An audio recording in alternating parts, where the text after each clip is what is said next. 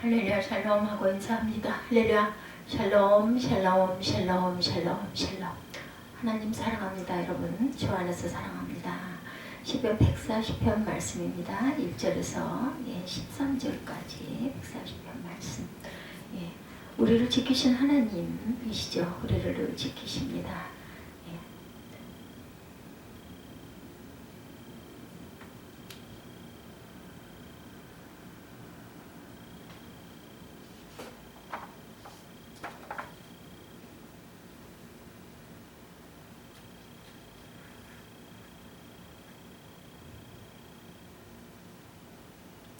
다윗의 인도자를 따라 부르는 노래에 이렇게 140편 1절에 보면 나와 있죠.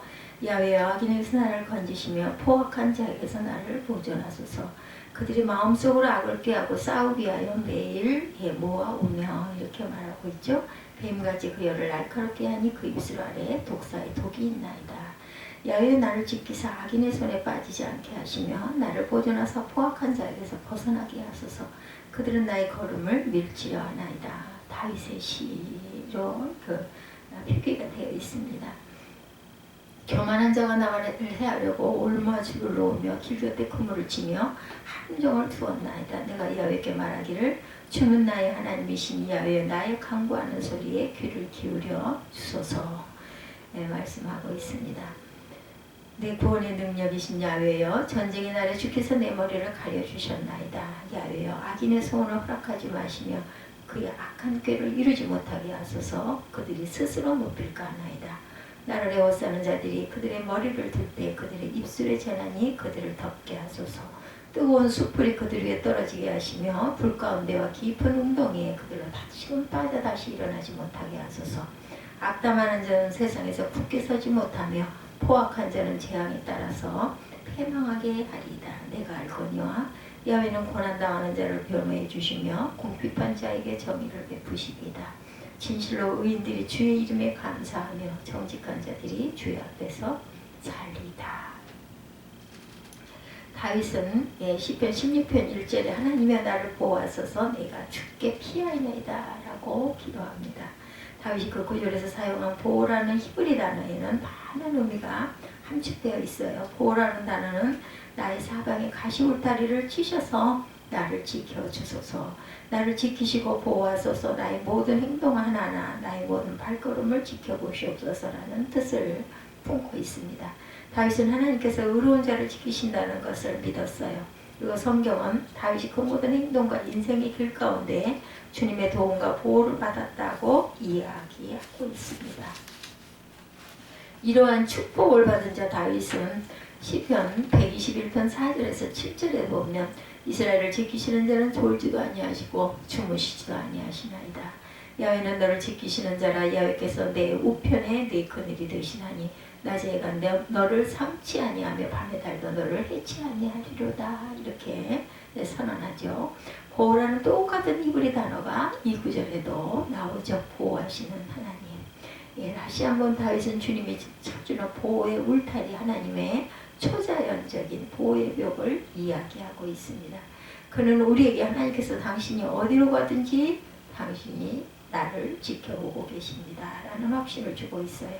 주님은 우리가 거하는 모든 장소에 우리와 늘 함께 하십니다. 가정, 학교, 우리가 무엇을 하든 운전을 하든 어디에 가서 쇼핑을 하든 버스 아니든 지하철 아니든 어느 곳에나 무소부재하게 함께 하신 하나님. 모든 상황 가운데 다윗은 하나님께서 우리를 악으로부터 지키시고 보호하시고 계신다라는 것. 주님은 우리를 도둑으로부터 폭력배로부터 살인자로부터 범죄자로부터 테러리스트로부터 안전하게 지켜주십니다. 우리를 천연들을 비롯해 가능한 모든 생화학 무기로부터 보호해주고 계시죠. 다르게 말하자면 주님은 우리의 모든 터전을 덮고 계시는 분이다. 주님 우리의 백성들을 향해 계획된 모든 무기들을 꺾으시겠다라고도 약속하십니다. 아마도 최근 몇 주 동안 여러분 모두가 급작스러운 코로나 바이러스로 인한 또 오미크론 엄청나게 그 질병이 확산이 되고 있다고 그러죠. 하나님 말씀이 이 모든 것 위에 우리가 확실한 약속을 주십니다. 야훼여 악인에게서 나를 건지시며 강포한 자에게서 나를 보호하소서. 저희가 중심의 하기를 꾀하고 싸우기 위하여 매일 모아오며 뱀같이 혀를 날카롭게 하니 그 입술 안에는 독사의 독이 있나이다 말씀하고 있어요.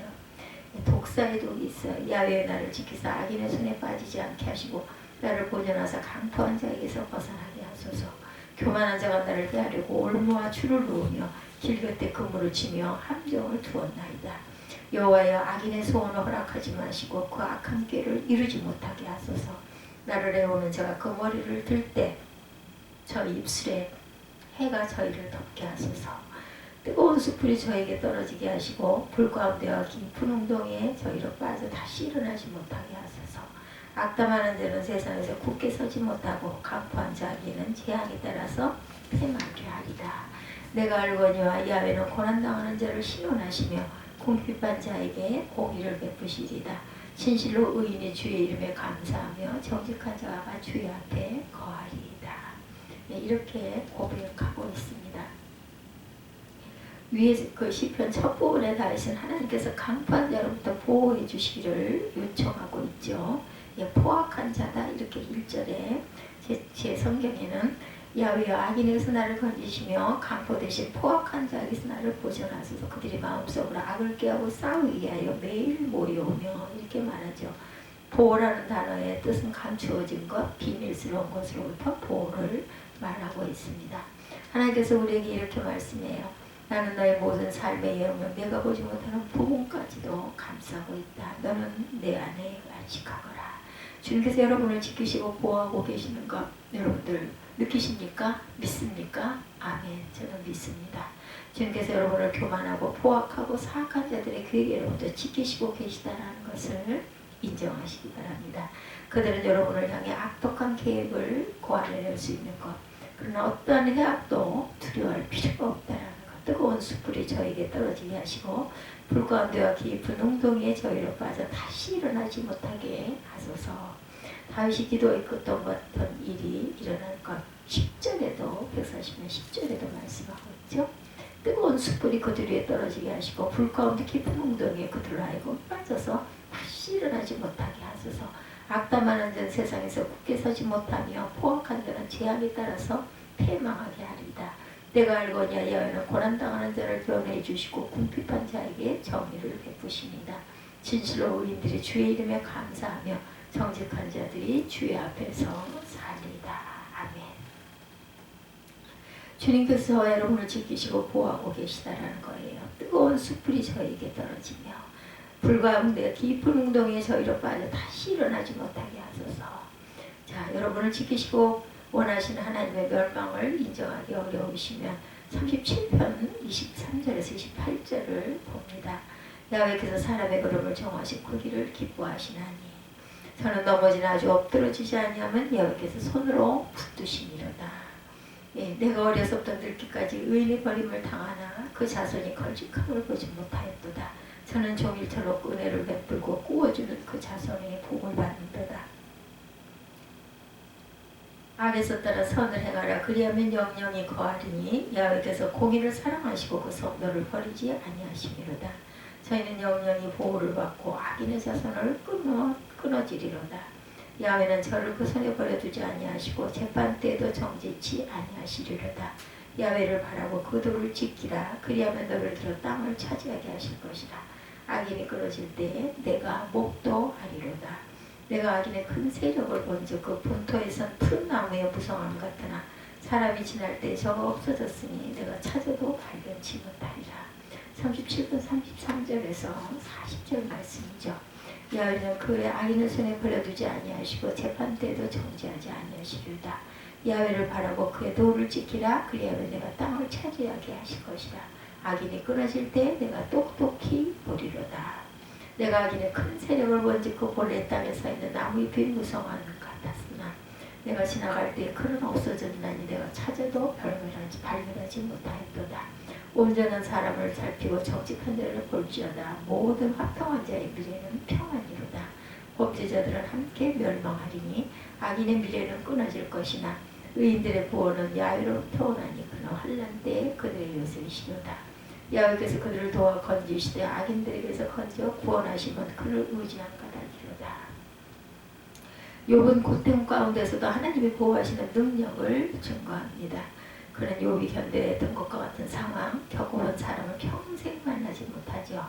욥은 가족과 자신의 소유와 건강, 명예를 다 잃어버렸어요.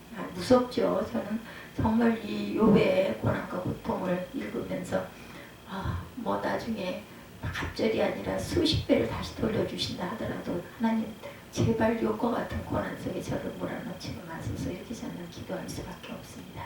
누가 그토록 극심한 재앙을 경험한 사람과 논쟁을 벌일 수가 있겠습니까? 그러나 욥은 하나님을, 사람을 감찰하시는 자, 즉 사람을 보호하시는 자다 말합니다. 시시때때로 우리 하나님은 스스로 그의 백성을 지키시는 자이심을 증명하죠. 하나님의 성도를 보호하시는 목적은 무엇 때문에 하나님 그 자녀들을 보호하실까요? 주님을 지키시고 주님은 우리를 지키시는데 그토록 연연이 없으실까? 하나님께서는 성도의 인생을 향한 하나님의 계획을 완성하라고 이스라엘을 지키시고 보호하셨습니다. 주님과 몇 년만이라 동행해본 그리스도인이라면 누구나 자신이 겪은 광야에 관해 한 권쯤 책을 쓸 수 있을 것이다, 저는 이렇게 생각합니다.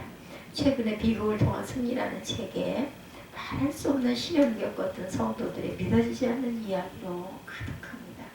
여러분 어떻습니까? 어떤 시험을, 어떤 어려움을 견뎌내셨습니까? 얼마나 큰 재앙과 죽음을 직면해야 했습니까? 과거를 회상해 볼 때 스스로에게 자문해 보십시오. 그 모든 일이 어떤 의미가 있지? 하나님께서 나를 지킨 이유는 또한 뭘까? 왜 나는 마약이나 알코올 중독자가 되지 않았지? 정신이 나가서 길거리에 살고 있는 사람들과 내가 달리 사는 이유는 뭐지? 고통 대신에 주님의 평안을 누리고 있는 이유는 무엇일까? 왜 주님은 나에게 그토록 선하셨는가? 물어보시기 바랍니다. 주님은 이스라엘을 지키시고 특별한 목적을 가시고 사방에 벽을 세우셨어요. 그 목적이란 그들을 아주 좋은 곳으로 인도하는 것이죠.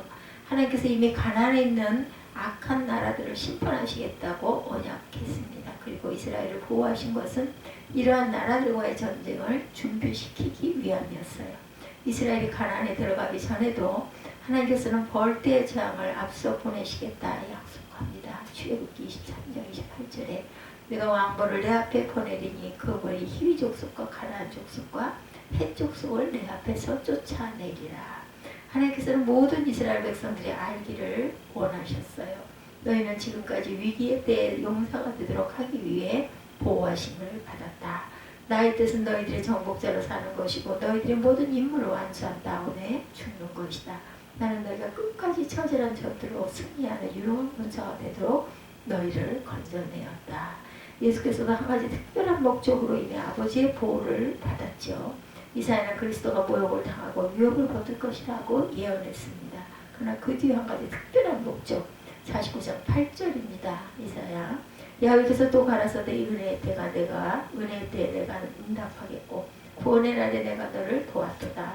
내가 장차 너를 보호하여 너로 백성의 언약을 삼으며 나라를 일으켜 그들로 그 황마였던 땅을 기업으로 상속해 하리라.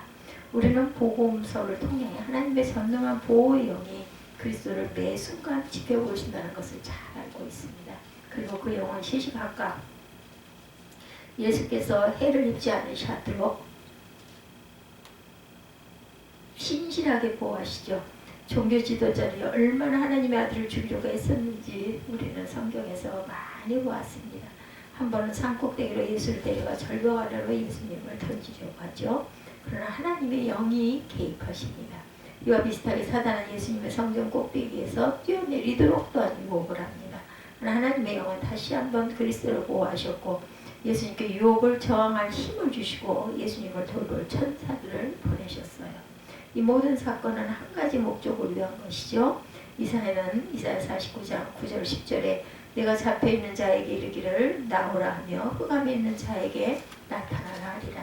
그들의 길에서 먹겠고 모든 자선 헐거든 붉은 산에도 그들의 풀밭이 있을 것인즉 그들이 줄이거나 목마르지 아니할 것이며 더위와 볕이 그들을 상하지 아니하리라. 이사야 49장 9절 10절이죠.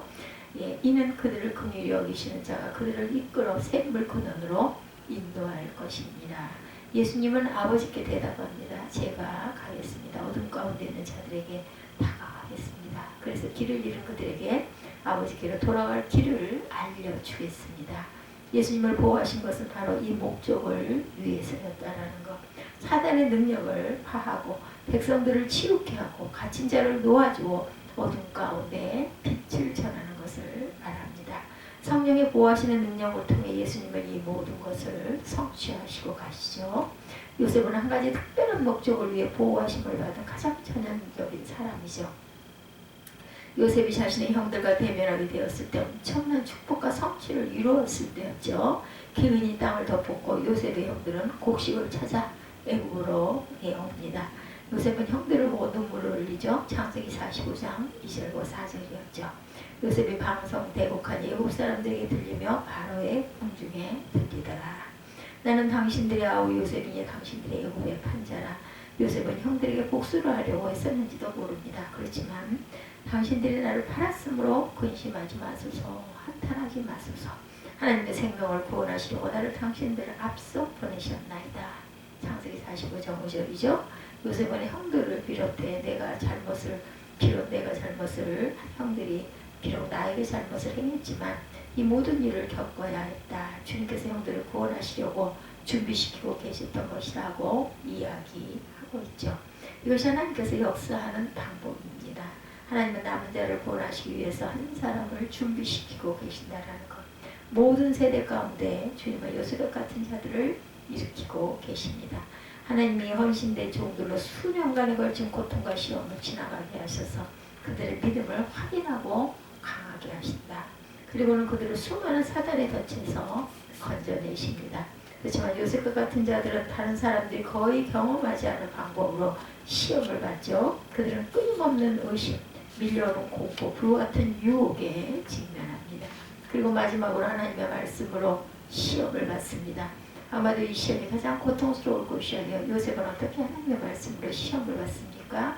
그가 겪은 모든 시험을 통해서 요셉은 자신이 의로운 자임을 알았어요. 그런 자신이 하나님을 갈망하는 마음을 갖고 있다는 것을 알고 있습니다. 그런 사실에 비추어 때 그의 시험은 더욱더 이해하기가 힘든 것이었습니다.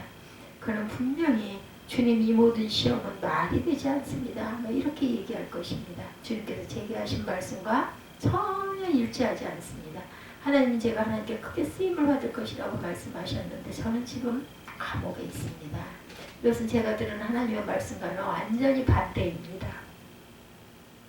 요셉이 겪은 가장 큰 시험은 형제들에게 배신당했다는 것이 아니에요. 부당하게 감옥에 갇혀있던 것도 아니었습니다. 자신이 감옥에서 도와주었던 자가 자신을 잊어버린 것도 아니었습니다. 요셉이 겪었던 가장 힘든 시험은 자신을 향한 하나님의 말씀과 다르다라는 혼돈이었습니다. 여러 해가 지난 후에 그의 형제들이 다시 그의 인생에 나타나고 나서야 비로소 요셉은 하나님의 목적에 관해 어렴풋하게 이해하게 됩니다. 자신의 인생 행로를 돌아보면서 깨닫습니다. 이제 주님이 그 가운데 계셨었다는 것을 이제는 알겠구나. 주님이 그 섭리 가운데 계심으로 내가 겪었던 모든 고통스러운 외로운 순간순간이 심령 가치 있는 것이었구나. 요셉은 하나님의 손길을 발견하고 그의 과거의 평안을 누리게 됩니다. 주님은 오늘날도 요셉 같은 자를 거느리고 계시죠.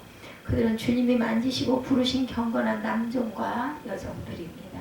그들은 명예나 돈을 추구하지 않습니다. 그들이 원하는 것이라고는 하나님께서 그들에게 부어주신 소명을 이루고 죽는 것뿐이었죠. 그리고 주님은 그들의 일생이 주님의 나라를 위해서 중요하다고 약속해 주셨어요. 그러나 이러한 그리스도인들 중 많은 자들은 요셉이 있었던 것과 똑같은 어두운 지하 감옥 가운데 있는 것과 같습니다. 그들의 삶은 사방이 고통과 고난으로 가득합니다. 그들은 자신들이 겪은 시험을 이해하지 못합니다. 요셉과 같이 그들은 항변합니다. 주님 왜 이런 일이 일어나는 것입니까? 말이 안 됩니다. 제가 원한 것이라고 당신을 섬기는 것뿐이었습니다. 주님께서 제 삶이 당신의 영광을 위해 쓰임받을 것이라고 약속해 주셨는데 저는 오랫동안 기도하고 금식하고 주님만을 더욱 사랑하기를 바라왔습니다. 이런 일을 저를 향한 당신의 뜻일 리가 없습니다. 이런 유의 고통을 잘 압니다. 우리 주변에도 많죠. 여러 해 동안 끊이지 않는 암으로 고통을 겪은 그러한 그 하나님의 귀한 가정도 있습니다. 사단이 주는 참소 그때마다 계속해서 견뎌내야 한다는 것. 어떤 것인지 정말 얼마나 마음의 갈등이 많겠습니까? 그러한 상황에 기도할 때 마치 제 머리에 하늘이 노시되어 버린 느낌을 받았다라고 말합니다. 언약을 저버린 자에 대한 하나님의 저주 신문 28장 23절이죠. 내 머리 위에 하늘은 노시되고 내 아래 땅은 철이 될 것이다 이렇게 말해요. 여러 해를 주님과 동행한 후에야 그 시험 가운데 주님의 손길을 발견할 수 있었습니다. 그래서 저는 사단이 의도했던 해악을 주님께서 선으로 바꾸셨다고 증거할 수 있습니다. 요새까지 하나님의 거룩한 종들 가운데 많은 사람들이 오늘날 갇힌 가운데 있다라는 것. 그들은 소망이 없는 것 같은 상황 가운데 갇혀 있습니다. 극심한 유혹과 시험을 받고 믿음이 아무 소용없는 것 같아 보여요. 그들은 하나님의 약속에 그들에게 아무 소용이 없다고 느끼죠. 최악의 경우 그들이 그토록 사랑했던 하나님의 말씀이 그들의 영혼을 시험합니다. 고통스럽지만 이러한 종들은 아마도 하나님께서 그들을 밖으로 부르시려고 지정한 때까지 갇혀 있어야 할지도 모릅니다. 지금으로서는 그들은 요셉의 부르짖음과 똑같은 부르짖음 창세기 40장 14, 5절이죠. 당신이 득이하거든 나를 생각하고 내게 은혜를 베풀어서 내 사정을 바로에게 고하여 이 집에서 나를 건져내소서. 나는 히브리 땅에서 끌려온 자여 여기서도 옥에 갇힐 일은 횡치 아니하였나이다. 그들은 외칩니다. 주님 저는 이 끔찍한 절망의 옥에 갇혀 있습니다. 저를 기억해 주세요. 제가 긍휼을 베푸시고 저를 이 고통 가운데서 건져주세요. 저는 단지 주님을 섬기며 주님이 기뻐하시는 산 제사가 되기를 원할 따름입니다. 여러분이 만약 이러한 외침에 대해 전혀 모르신다면 여러분이 요셉 같은 자의 부류에 속하지 않기 때문일 것입니다. 요셉은 하나님께서 한 가지 특별한 목적을 위해 자신을 보호하셨다는 것을 이해하게 됩니다. 형들에게 말합니다. 하나님의 큰 구원으로 당신들의 생명을 보존하고 당신들의 후손을 세상에 두시려고 나를 당신들 앞서 보내셨나니 그런즉 나를 이리로 보낸 자는 당신들이 아니요 하나님이시라. 하나님이 나를 바로의 아비를 삼으시며 그 온 집의 주를 삼으시며 애굽 온 땅의 치리자로 삼으셨나이다. 요셉은 고통의 나라를 회상하면서 증거할 수 있었어요. 하나님께서 나로 이 길을 걷게 하셨습니다. 하나님께서 이 모든 환난을 겪게 하신 데는 한 가지 목적이 있습니다. 제가 겪어온 모든 일들을 통해 오늘날 내가 여기 있게 된 것을 알게 되었습니다. 형님들 주께서 저로 하여금 당신들을 섬기라고 저를 준비시키셨습니다. 하나님께서 제게 하셨던 것과 같이 형님들을 주님을 보호하시는 은혜 가운데 이끄시기 위해 이 모든 일을 계획하셨습니다. 요셉에게 아주 얼마나 큰 계시인지 모릅니다. 동시에 이것이 오늘날 하나님의 자녀에게 주는 교훈이죠. 우리 주님께서 지금까지 우리를 지켜주신 것, 앞으로도 우리를 지키실 것이라는 것, 무엇보다 그 모든 것 뒤에 주님의 영원하신 목적이 있다는 것이 우리에게 주시는 교훈이죠. 이제 여러분의 삶의 길을 돌아보시기 바랍니다. 여러분의 삶을 그리스도께 들어오셔서 여러분을 변화시키실 때부터 뒤돌아보시기 바랍니다. 하나님께서 여러분을 건지신 방법들에 관해 여러분이 색한 것쯤을 쓰고도 남은 게 있으리라고 생각합니다. 엄청난 위기, 사단이 쳐넣었던 강력한 유혹 등등입니다. 여러분은 얼마나 자주 이 싸움을 포기하고 싶으셨습니까? 몇 번이나 정욕과 절망을 선택하고 싶은 기로에서 헤매곤 하셨습니까? 오늘날 여러분은 주님이 보호하시는 능력에 대해 강력한 증거를 할 수가 있습니다. 나의 아버지께서 저로 인생의 길을 걷게 하셨습니다. 주님은 언제나 주님의 손길을 내게 주셨습니다. 주님은 제가 멸망당에 마땅할 때 저를 구원하셨습니다. 그러므로 사단이 저를 멸망시킬 수 없었다면 대적들이 제게 무엇을 할 수 있겠습니까? 나의 하나님은 나를 지키시기에 완전히 신실하십니다. 자, 하나님께서 당신 주위에 있는 수많은 사람들이 쓰러질 때 왜 당신을 지키시기로 선택하셨을까요? 우리가 눈길을 조금만 돌리면 어디서건 우리는 삶이 무너진 자 깨어진 가정, 산상조각이 난 꿈 등을 보게 됩니다. 근데 여러분은 주님의 구원하신과 주님이 주시는 자유 가운데 여기에 계십니다. 주님께서 왜 당신을 지키고 보호하셨습니까? 왜 당신의 죄는 세상에 드러나지 않았습니까? 왜 하나님은 당신을 파멸과 수치로부터 지켜주셨습니까? 여러분을 향한 목적이 있기에 하나님께서 여러분을 보호하신 것이라는 것을 기억하시기 바랍니다. 하나님은 여러분 앞에 그분의 계획을 두셨죠. 시험을 받고 그 믿음을 확증한 성도만이 계획을 성취할 수가 있다는 것. 저는 우리가 예수께서 올 것이라고 말씀하신 바로 그 시대를 목도하고 있다고 믿습니다. 미국과 세계의 현재 상황을 보면 그리스도께서 하신 예언이 우리의 눈앞에 성취되고 있는 것을 봅니다. 땅에서는 민족들이 바다와 파도에 우는 소리로 인하여 혼란 중에 공고하리라. 사람들이 세상에 임할 일을 생각하고 무서워함으로 기절하리니 이는 하늘의 권능들이 흔들리겠습니다. 누가복음 21장 25, 6절입니다.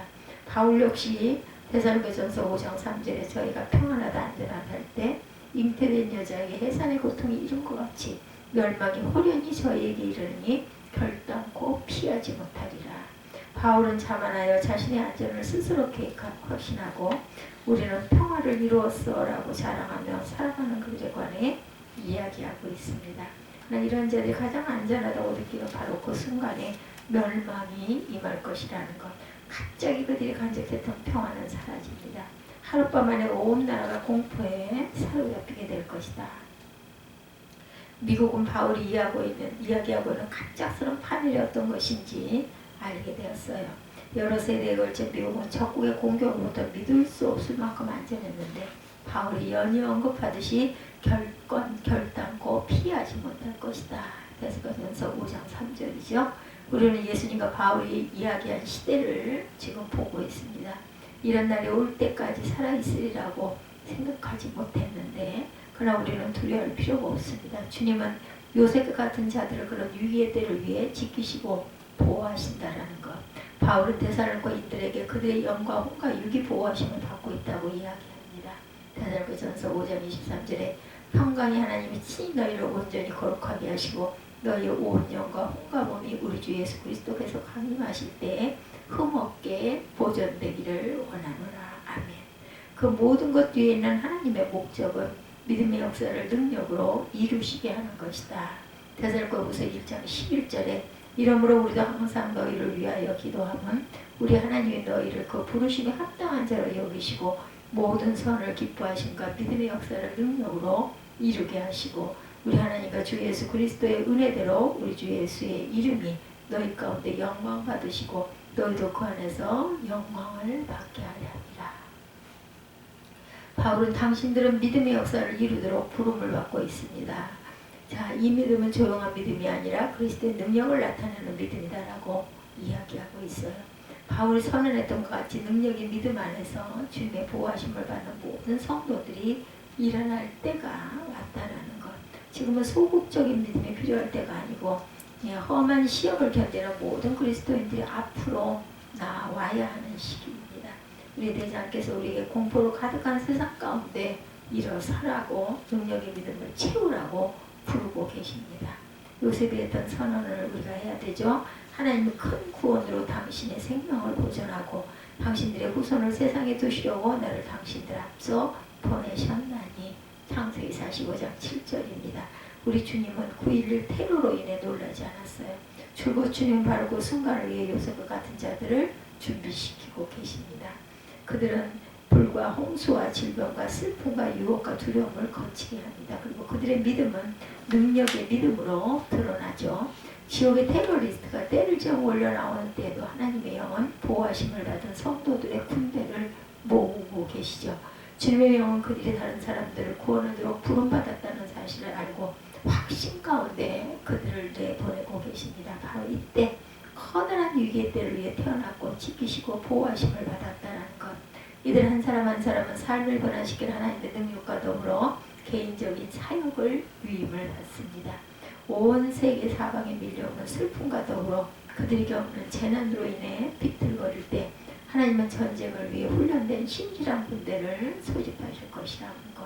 이 헌신된 남종과 여종은 엄청난 시련을 겪고 확실한 믿음으로 나온 자들이죠. 그들에게는 하나님의 능력이 임해 있어요. 그런 능력이 대규모로 보여주지 않을지 모릅니다. 아마도 아주 단편적인 형태로밖에는 보이지 않을 수도 있습니다. 고요한 영, 찡그린 얼굴이 가득한 가운데 하나의 미소로 다른 사람들이 두려워 떨 때 영과 혼과 육신의 안식을 말합니다. 이제 그 구원은 암과의 투병의 전 세계를 보냈어요. 그녀는 셀 수 없이 많은 수술을 받은 그러한 그 여인의 이야기, 주님께서 그녀를 매번 건져내신 것으로 인해 하나님께 감사했다고 합니다. 예, 어느 날 그분은 많은 분들이 비슷한 전쟁을 겪다가 편지를 보내신 분들도 있는데 암으로 투병 중인 자매들 한 사람 한 사람에게 짧은 사랑과 격려의 메시지를 보내기로 결심을 합니다. 그녀의 사역은 아주 조용하고 은밀했어요. 그 암과에 투병하는 그런 여인이 이렇게 자기와 비슷한 사람들에게 편지를 보내기로 결심을 했다는 것. 그녀의 사역은 능력을 입습니다. 그 사역의 시험과 고통 가운데 탄생했기 때문에 곧 그 외에는 답장을 받기 시작합니다. 보내주신 편지에 감사합니다. 당신의 편지가 우리의 마음에 커다란 믿음을 심어주었습니다. 그 연가자는 그녀가 한 가지 목적으로 의 보호하심을 이뤘다는 사실을 알고 있습니다. 수백 명의 자녀들이 그녀의 전쟁을 통한 하나님의 목적이 이루어지고 있는 것을 목도하게 됩니다. 세계의 필요는 지금도 막대하죠. 여러분의 삶의 길을 되돌아볼 때 하나님께서 여러분으로 하여금 어떤 전쟁을 치르게 하셨습니까? 하나님께서 어떤 시험 가운데 여러분에게 승리를 주셨습니까? 그것이 아마도 여러분이 앞으로 감당할 여러분의 사역이 무엇인지에 대한 단서가 될 것입니다. 주님은 아마도 여러분이 오랜 시간 동안 쌓아온 그 분야에서 여러분을 사용하실 것이죠. 모든 사역은 주님과의 교제에서 이루어진다는 사실을 기억하시기 바랍니다. 기도 가운데 주님을 구하시고 이 일이 의미하는 바가 무엇일까라고 물으시기 바랍니다. 주님께서 가르쳐 주실 것입니다. 여러분을 한 가지 목적을 위해 지키시고 보호하시죠. 그리고 당신을 요셉과 같은 자 중 한 명으로 오늘날 같은 위기의 때를 위해 부르셨다는 것을 잊지 않는 고난 가운데서도 하나님이 나를 필요로 하시는 한 가지의 목적이 반드시 있다는 것을 잊지 않는 저와 여러분들이 되시기를 주님의 이름으로 축복합니다. 기도하시겠습니다. 하나님 감사합니다. 오늘도 시편 말씀 속에서 하나님의 은혜를 구합니다. 악인에서 나를 건지신 귀한 목적을 깨달아 아는 믿음들이 되게 하여 주옵소서. 감사드리옵고 예수 그리스도 이름으로 기도드렸사옵나다.